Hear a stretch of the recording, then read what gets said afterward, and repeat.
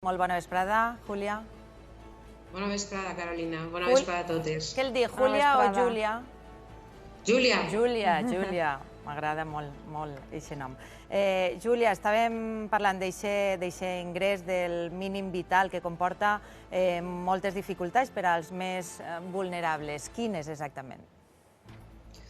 Doncs com heu estat apuntant un poc, el requisit de la residència legal, d'un any de residència legal al territori espanyol, deixa fora a un dels col·lectius més vulnerables durant aquesta crisi, durant la pandèmia, que són els immigrants en situació irregular, que molts d'ells resideixen de manera efectiva al nostre territori des de fa no sols un, sinó 2, 3, 4, 5, 6, ja sabem el difícil que és per a una persona en situació irregular obtindre els papers i que han patit, que són el grup més vulnerable i que van a patir aquesta impossibilitat d'accedir a les ajudes. Queden fora de tota ajuda. Quins problemes es troben els migrants quan arriben, quan demanen ajuda als ajuntaments?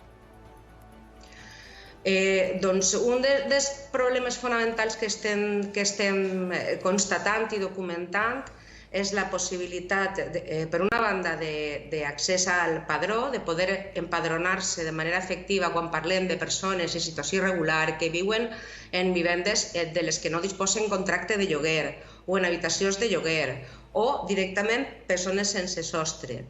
I aquesta és una dificultat important. I després, per a l'accés a les ajudes, que és una cosa que està ocorrent també en el cas de la renda valenciana d'inclusió, la necessitat o l'exigència del requisit del compte bancari, al que no poden accedir la majoria d'aquestes persones per la pròpia situació de vulnerabilitat que pateixen. O sigui, l'empadronament és vital, és essencial per a tindre drets fonamentals.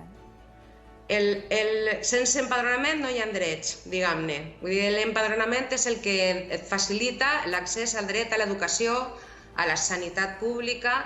No hi ha targeta sanitària sense padró, no es poden escolaritzar els xiquets si no estan empadronats i, per supost, no es pot accedir a cap tipus d'ajuda d'aquest tipus, de les que n'hi ha habitualment ni d'aquestes que són d'emergència. Júlia, i què fem? Hauríem de començar per ahir, no? Estan donant ajudes i quines ajudes els ajuntaments? Des dels serveis municipals sí que és de veres que ens han estat donant ajudes a persones migrades en situació irregular, estem parlant d'ajudes d'emergència, però així i tot, a persones no empadronades, però així i tot hem continuat trobant-se en el problema dels comptes bancaris, ja que els bancs no obren un compte bancari si un no disposa d'un document d'identitat o d'un NIE, cosa que no tenen la majoria de les persones migrants en situació... No tenen, la majoria no cap entre aquest tipus de document. Aleshores, el que caldria seria flexibilitzar els requisits. En el cas de l'ingrés mínim vital, estem des de més de 1.100 organitzacions socials reclamant una regularització extraordinària per a les persones que estan residint al nostre país i que s'estimen que són vora 600.000 a tot el territori de l'estat espanyol, prop de 50.000 al nostre territori i que no es poden quedar fora en la situació d'emergència que estem vivint perquè damunt són els grups més vulnerables. És la gent que, com esteu apuntant, treballava en economia informal, ha perdut els pocs ingressos de què disposava i crec que davant d'una crisi com la que estem patint, ninguna persona ha de quedar fora. Ninguna persona residint al nostre territori, ni a l'estat espanyol, ha d'estar patint fam. Ningú. O sigui, és una situació d'emergència i les respostes han de ser, davant l'emergència, intentar incloure al màxim de persones possible, a tota la població. Què et semblen les declaracions que han fet des de partits d'ultradreta sobre el tema? No sé si mereixen resposta, vull dir que aquest és el primer dubte. No sé si, jo crec que no cal donar molta bola, jo crec que del que s'hauria de preocupar Vox i qualsevol partit polític que estigui al govern és que, efectivament, des de l'estat espanyol es generen les polítiques necessàries i n'hi hagin els recursos que es necessiten per a poder afrontar aquesta crisi i no deixar a ninguna persona fora.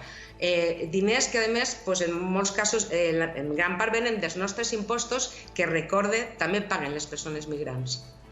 Pilar Tamayo vol fer-te un preguntat. Julia, ¿qué tal? Quería hacerte dos preguntas. Una, porque como las últimas semanas solamente hablamos de COVID y no sabemos si efectivamente se ha paralizado la llegada de personas inmigrantes o si ahora de nuevo con el buen tiempo se espera que vuelvan a llegar, esa por una parte, y luego por otra también hablábamos de que personas que teóricamente vivían con normalidad hasta el 14 de marzo, ahora se están viendo también en situaciones económicamente comprometidas por la paralización total de la economía. No sé si eso también lo estáis observando vosotros.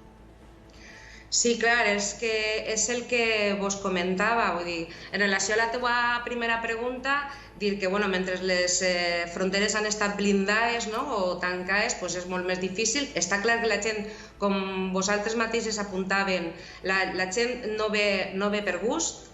Els immigrants que venen en patera i que estan en situació irregular són directament expulsats dels seus territoris, vull dir, venen fugint de la fam, de la guerra, de la falta d'oportunitats i fugint.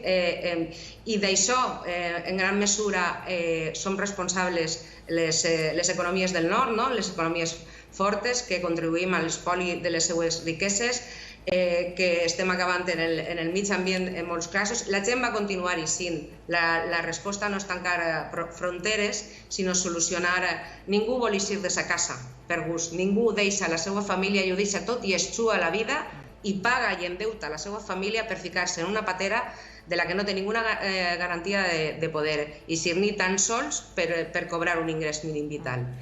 I després, en relació a la segona pregunta, em preguntaves per la situació de vulnerabilitat, per la situació de la gent. Vull dir, això és el que provoca el tindre persones que no tenen possibilitat d'accedir a drets. Vull dir, aquestes persones treballen en economia submergida perquè les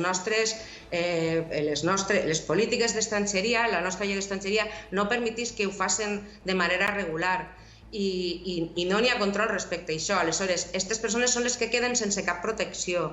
Vull dir, quantes dones, qui està cuidant els nostres majors, qui està netejant les nostres cases en molts casos, quantes d'aquestes persones ho fan, quanta gent està treballant als nostres camps, quantes d'aquestes persones ho fan sense tindre un contracte de treball. Són molts. Fins i tot, moltes vegades, tampoc és culpa de l'empresari ni de l'empleador, sinó que la pròpia llei d'estrangeria no ho permetís. Aleshores, els requisits que exigeixen són tan grans que és impossible que aquestes persones viuen al dia del que poden i mengen del que trauen cada dia. Aleshores, en una situació tan no sé com dir-ho, d'emergència tan extraordinària com la que estem patint, és la gent que directament està patint més aquesta situació. Júlia Txeca, no sé si vols apuntar alguna coseta més abans d'acabar. Doncs res, demanar a les administracions públiques i a l'Estat i al govern espanyol que, per favor, que no deixen a ningú fora, que tots són ciutadans del nostre territori, que cap persona que residisca al nostre territori es quede sense rebre una ajuda per a poder sobreviure a aquesta pandèmia i a aquesta crisi, i, per favor, demanem un procés de regularització extraordinària ja per facilitar que totes aquestes persones puguen accedir a drets. Moltíssimes gràcies. Bona vesprada. Gràcies a vosaltres. Gràcies, Júlia.